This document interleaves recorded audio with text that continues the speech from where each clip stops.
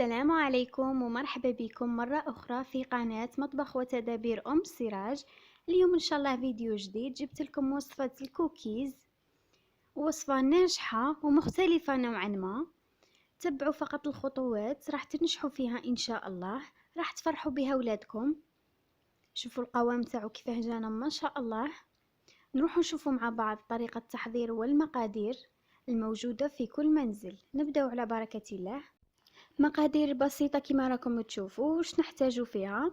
عندي هنايا 2 كيسان فرينة، كاس سكر، كاس تاع الاتاي ما درجة حرارة الغرفة، حبة بيض، هنايا استعملت حبة بيض تكون كبيرة شوية. عندي 125 غرام زبدة، اذا ما توفرتش عندكم الزبدة استعملوا كاس زيت. وعندي حبيبات الشوكولا، اذا ما توفروش عندكم تقدروا تستبدلوهم بعلبة شوكولا وتقسموها الى قطع صغيرة. وعندي ساشي خميرة. في الخطوة الأولى وش راح نديرو؟ لازمنا نذوبو كامل السكر، نفرغوا الكاس تاع السكر لكن نخلو منه كمية قليلة باش نطلعو بها البيض فيما بعد. نزيد نفرغ عليه الماء، عفوا نوضح لكم الصورة فقط. راح نفرغ عليه الماء، نحركها شوية، ما نستعملش الملعقة، نحطها فوق النار قليلة ونخليها. نروحو هنايا في إناء نضربوا البيض تاعنا. كيما راكم تشوفوا حبة البيض تاعي راهي كبيرة، اذا استعملتوا بيض يكون صغير استعملوا 2 حبات. نخلط مليح هذايا البيض، نضيف عليه كمية السكر اللي كنا خليناها باش يضعف لنا الحجم تاع البيض. كيما راكم تشوفوا راه بدا يضعف لنا الحجم تاع البيض. نكمل بهذه الطريقة لما بدا يغلي الخليط تاعي. كيما راكم تشوفوا نحسب له 10 دقائق ونطفي عليه. بعد ما ضعف لي الحجم تاع البيض كيما راكم تشوفوا، راح ندير السرعة متوسطة ونضيف عليه خليط السكر اللي كنا نحيناه من النار، وهو سخون نضيفه فوق الخليط تاع البيض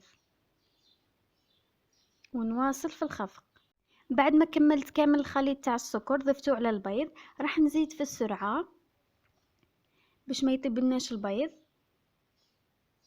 نكمل نخلطها مليح ونعاود نرجع لكم.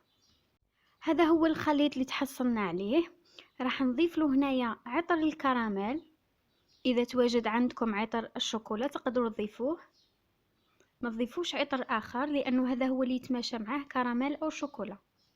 راح نضيف هنايا الزبدة، لكن تأكدوا انه الخليط تاعكم برد.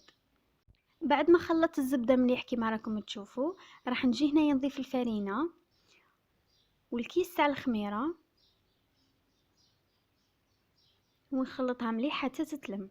اذا شفتوها راهي مخصوصة فرينة تقدروا تزيدوها. هذه هي العجينة اللي تحصلنا عليها وتكون طرية. راح نضيف عليها حبيبات الشوكولا كمية معتبرة. نجي هنايا نشكل العجينة تاعي كيما راكم تشوفوا. جبت صينية ما دهنتهاش بالزيت، الخليط تاعنا راهو فيه الزيت كافي. نشكل كرات بالحجم اللي تحبوه نتوما، نبسطها شوية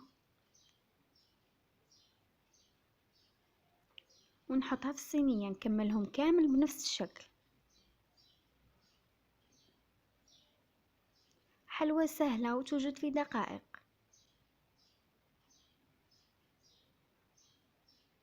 راح نكملهم كامل. بعد ما شكلت الكرات كامل، راح نجيب هنايا القليل من حبيبات الشوكولا، خطوة إضافية فقط. راح نديرلهم كتزيين من الفوق. طريقة الطهي تاعهم: تشعلوا الفرن على 180 درجة، تخلوه يسخن مليح.